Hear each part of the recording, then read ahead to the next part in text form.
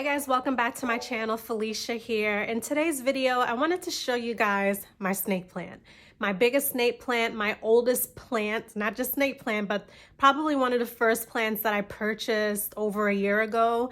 And the snake plant is a pretty simple plant. And one of the reasons why I decided to record this video is not necessarily to show you any plant care tips, although if that's something that you'd like to see, I'm happy to film a dedicated video for that specifically. But I was looking at my plant because I haven't watered it in several weeks, and I just noticed something really odd looking about one of the leaves. On the actual plant blade itself, I did notice some weird brown speckles on the leaf, and I've never seen that before on my snake plant or really on any of my plants. So I just thought I'd share that. You know, the snake plant is one of those plants where it can be ignored, forgotten, although I don't recommend it, but it's the type of plant, it's a plant for a non-plant parent, if that makes any sense. It's the type of plant that doesn't necessarily need a lot of care. It definitely doesn't need a lot of water.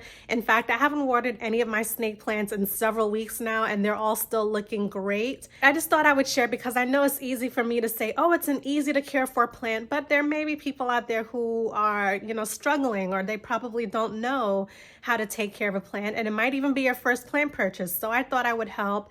I know when I first got into indoor house plants, I loved all the care tip videos and how to, and why does the plant look like this and why is it doing that. I found all those videos to be very helpful, so I thought I would do the same. So keep on watching if you're interested in seeing my snake plant and what I decided to do to help my plant continue to thrive. As I was mentioning to you guys, this right here, I don't know if this is like a fungus situation going on. I actually just removed a stem from here. It was mushy towards the bottom, like right around this part, and it just kind of came off, and it has this like extra piece here. So I think I'm gonna remove this entire stalk just because I don't know if it has some type of fungus infection, and I don't want it to affect any of the others in here. I don't know if this one here is attached to it or not, but we will see shortly. I think it might be. So I'm just gonna remove this whole thing so it doesn't mess with the entire plant.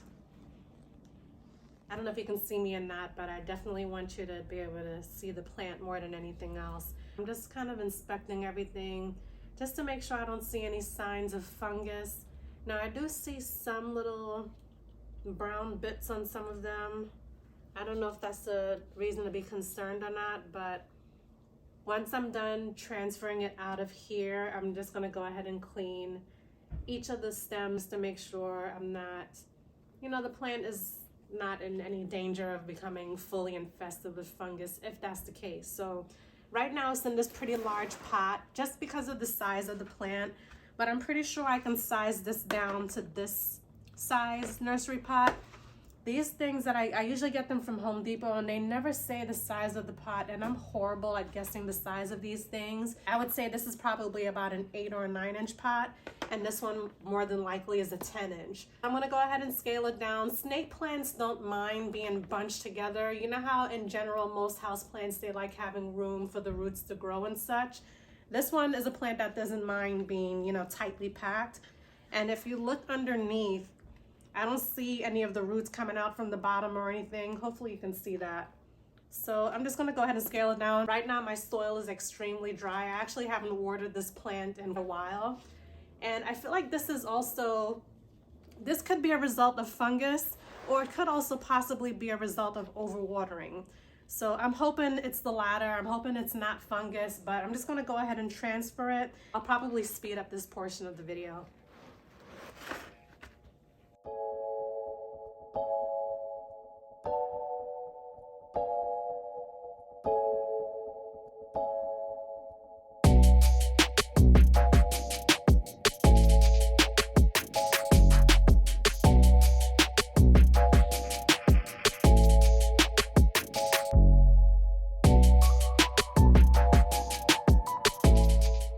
The soil actually still feels slightly damp towards the bottom. A lot of my bigger plants too, I've been bottom watering them. So this plant for sure, I've been bottom watering. I've also been bottom watering my Monstera. And I've been mainly doing that just to help with fungus gnats. And it has been helping quite a bit.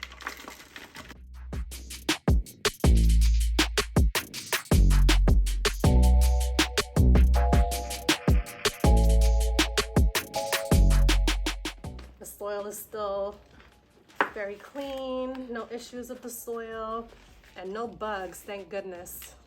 Sometimes you'll see like worms and stuff, but I don't see any here.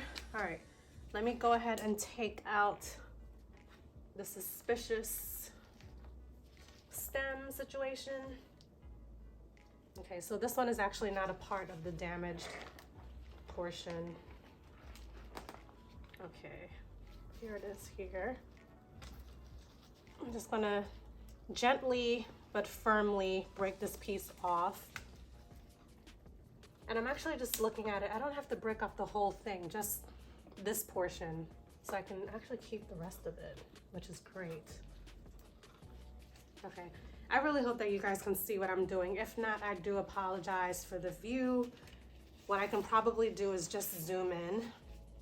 I'm sure that'll kind of help things.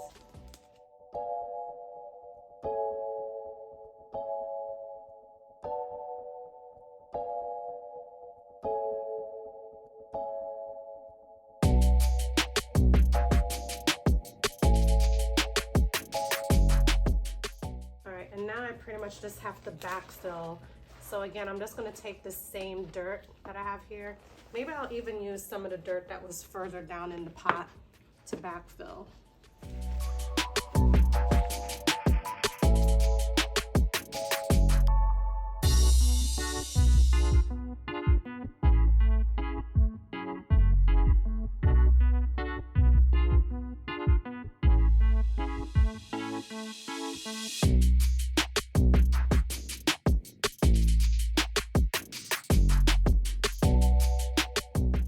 As I mentioned in quite a few of my videos, I have a ton of planters and plant pots, and I like to switch my plants out to different planters.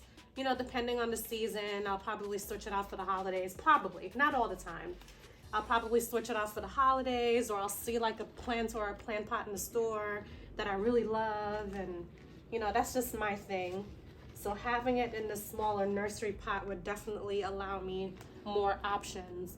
When it's in the bigger pots, then you know, you're kind of limited. But I like the pot that I have it in right now. I have it in this basket plant pot that I got at TJ Maxx, and I love it so much. I wish I could have gotten 2 of them, but I just got the one at the time. That's all they had. Okay, good. I think I have enough soil in here now. I'm just patting it down. Let me just put a little bit more over here. All right, I think we're all good here. And here's a close-up of what I removed. Hopefully you guys can see that. It looks like it could possibly be from overwatering potentially, or it may even be fungus. I'm gonna look into this a little bit further. And as you can see, there's a little pup here attached to it. Unfortunately, I mean, I'm just gonna let it go, just for fear of if it is fungus, it doesn't make sense to grow a plant that's already coming into the mix with fungus. So I'm just gonna get rid of this whole thing. So this is what we're looking at. I just somewhat I guess you can call it a repotting video, because I did repot it into a smaller nursery pot, and I'm just gonna put it right back into its original planter. I removed that little stem there, and we're all good.